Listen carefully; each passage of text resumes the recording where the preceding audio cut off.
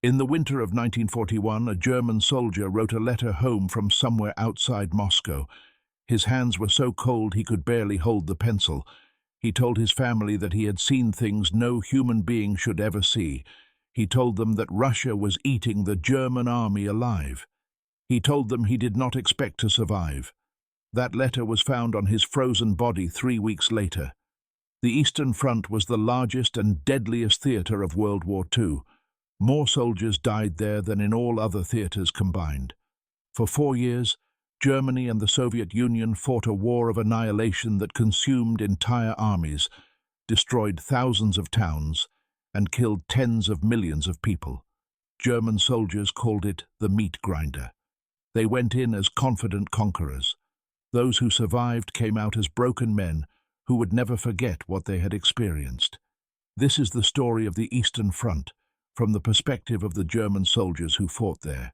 Not to glorify them or excuse what they did, but to understand what it was like to fight in the most brutal campaign in modern history. When Germany invaded the Soviet Union on June 22, 1941, the German army was the most successful military force in the world. It had conquered Poland in weeks. It had crushed France in 6 weeks. It had driven the British off the continent at Dunkirk. German soldiers believed they were invincible.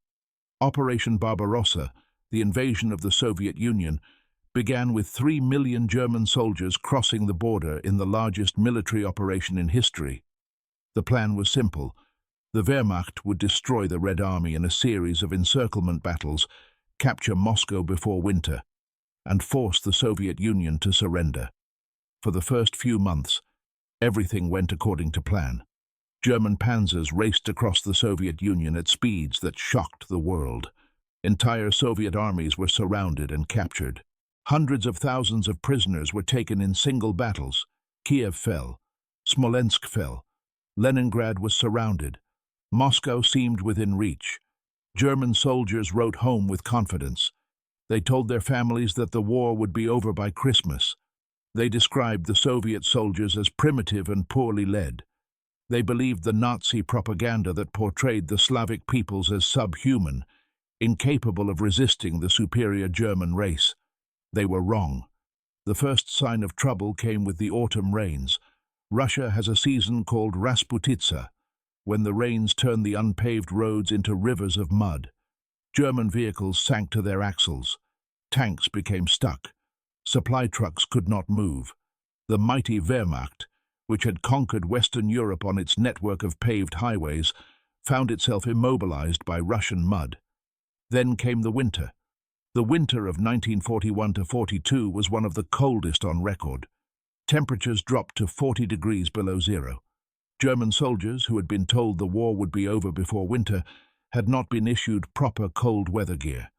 They wrapped themselves in whatever they could find. They stuffed newspapers into their uniforms. They took clothes from dead Soviet soldiers and civilians. It was not enough. Frostbite became epidemic. Men lost fingers, toes, ears, and noses to the cold. Weapons froze and would not fire. Vehicles would not start. The oil in tank engines turned to sludge. The German army, which had seemed unstoppable in summer, ground to a halt in the snow. And then the Soviets counterattacked. On December 5, 1941, fresh Soviet divisions from Siberia launched a massive offensive against the frozen German lines outside Moscow. These soldiers were equipped for winter warfare. They had warm clothing, winter lubricants for their weapons, and vehicles designed for cold weather. The German lines broke. Units that had never retreated before fled in panic. Soldiers abandoned their equipment and ran. For the first time in the war, the Wehrmacht experienced defeat. Hitler issued a furious order. No retreat. Every soldier would stand and fight where he was. Any commander who withdrew without permission would be shot.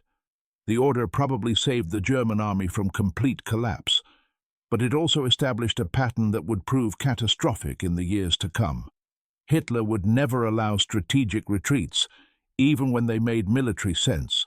German soldiers would die holding positions that should have been abandoned. The winter of 1941 WW2 killed more German soldiers than any battle. Men froze to death in their foxholes. They died of diseases caused by malnutrition and exposure. They were killed in Soviet attacks that they were too weak and too cold to resist. When spring finally came, the survivors emerged from their positions like ghosts. They had aged years in a single winter. The confident conquerors of June 1941 were gone. In their place were hollow-eyed veterans who had learned that Russia could not be defeated easily. But the war was just beginning. In the summer of 1942, Hitler launched a new offensive toward the oil fields of the Caucasus and the city of Stalingrad on the Volga River. German forces advanced hundreds of miles, capturing territory that looked impressive on maps, but stretched their supply lines to the breaking point. Stalingrad became an obsession for Hitler. The city bore Stalin's name. Capturing it would be a symbolic triumph, as well as a strategic one. Hitler ordered that Stalingrad be taken regardless of cost. The Battle of Stalingrad lasted from August 1942 to February 1943. It was fought building by building, room by room, sometimes floor by floor. German soldiers called it Rattenkrieg, the War of the Rats. Men fought and died for individual rooms in ruined buildings. Snipers made every street crossing a death trap. The average life expectancy of a newly arrived German soldier was less than 24 hours. German veteran Wilhelm Hoffmann kept a diary during the battle. In August, he wrote confidently about capturing the city. By October, his entries had changed. He wrote about the constant Soviet attacks, the dwindling supplies, the growing sense that something had gone terribly wrong. By November, he was writing about hunger, despair, and the feeling that the army had been abandoned. On November 19, 1942, the Soviets launched Operation Uranus, a massive encirclement that trapped the German Sixth Army inside Stalingrad. Nearly 300,000 German soldiers found themselves surrounded, cut off from supply and reinforcement. Hitler forbade any attempt to break out.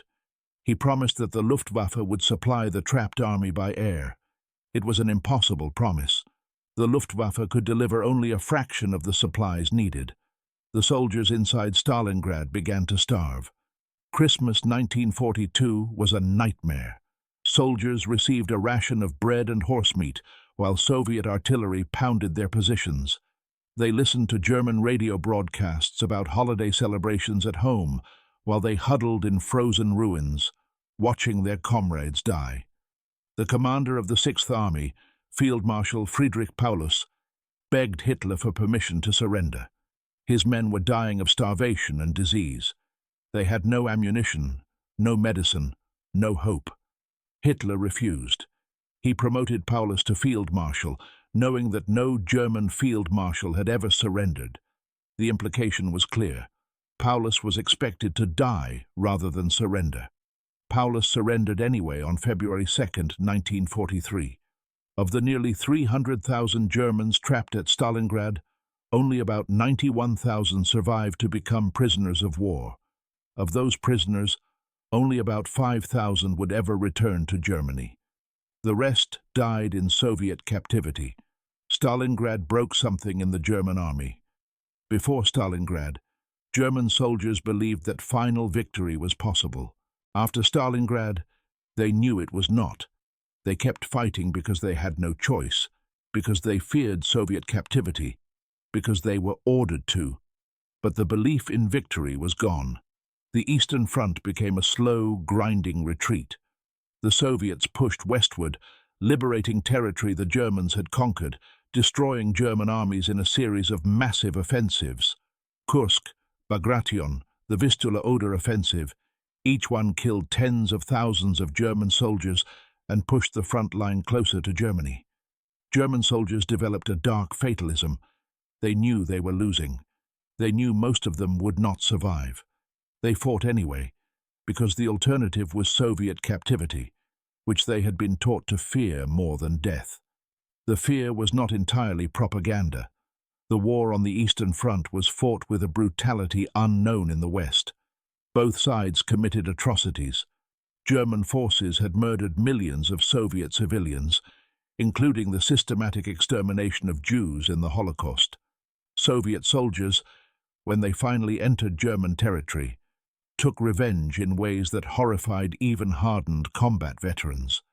German soldiers fighting on the Eastern Front in 1944 and 1945 were fighting not to win, but to hold back the flood long enough for civilians to escape westward. They knew what would happen to German women and children if the Soviets caught them. They had heard the stories from refugees. They had seen the bodies. The final months of the war were apocalyptic. Soviet forces closed in on Berlin from all sides. German units fought desperately in the rubble of their own cities. Boys as young as 12 and men as old as 60 were pressed into service. The Wehrmacht, which had once been the most professional army in the world, ended the war as a collection of exhausted survivors, traumatized children, and elderly men armed with whatever weapons could be found. When Berlin finally fell in May 1945, the Eastern Front had consumed approximately 4 million German military dead. Soviet military deaths were even higher, perhaps 10 million or more. Civilian deaths on both sides numbered in the tens of millions. The German soldiers who survived the Eastern Front came home to a destroyed country. Many were held in Soviet prisoner of war camps for years after the war ended. Those who eventually returned found that their experiences were too terrible to discuss. They had seen things that could not be explained to people who had not been there. Many German veterans suffered what we would now call post-traumatic stress disorder. They had nightmares about the cold, the hunger, the constant fear.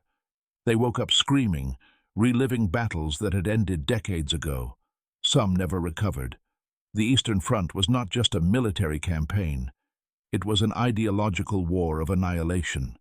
Hitler had planned from the beginning to depopulate the Western Soviet Union, to kill or enslave tens of millions of Slavic people, and replace them with German settlers. The brutality of German occupation policy guaranteed that Soviet resistance would be equally brutal. German soldiers were not innocent victims of this war. Many participated in atrocities against civilians and prisoners. Many were complicit in the Holocaust, even if they did not personally pull triggers. The German army on the Eastern Front was fighting for a regime that intended genocide on an unprecedented scale, but they were also human beings, caught in a catastrophe beyond their control. Most German soldiers did not choose to invade the Soviet Union. They were conscripted, trained, and sent east to fight in a war started by their government. They suffered and died in conditions that no human being should have to endure. Understanding the Eastern Front requires holding these truths together. The German army committed terrible crimes. German soldiers also suffered terribly. Both things are true. Neither excuses the other. The veterans who survived rarely talked about their experiences. When they did, they often spoke not of heroism, but of horror. They remembered the cold that froze men to death in minutes. They remembered the hunger that drove soldiers to eat anything they could find.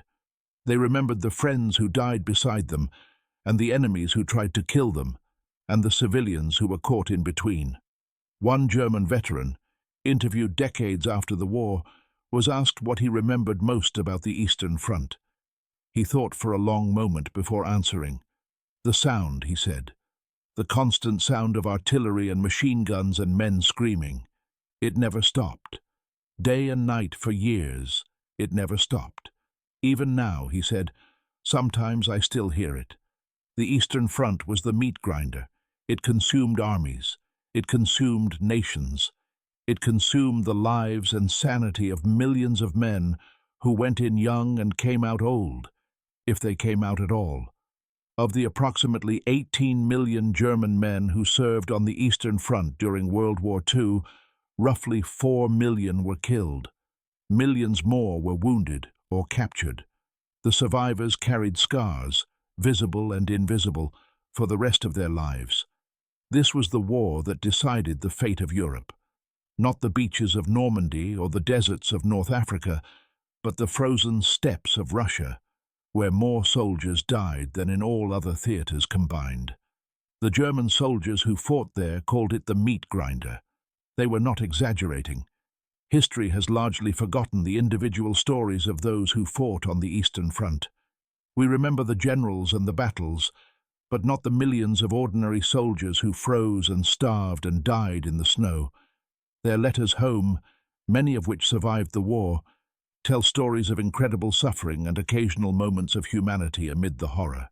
One letter, written by a German sergeant in January 1943, captures the essence of the Eastern Front experience. He wrote to his wife that he had not been warm in 3 months. He wrote that he had watched his best friend die of gangrene because there was no medicine. He wrote that he no longer believed in anything except the hope of seeing her again. He never did. His unit was destroyed in the Soviet winter offensive 2 weeks later. These were not monsters. They were ordinary men, many of them barely out of their teens, sent to fight in a war they did not start for reasons they did not fully understand.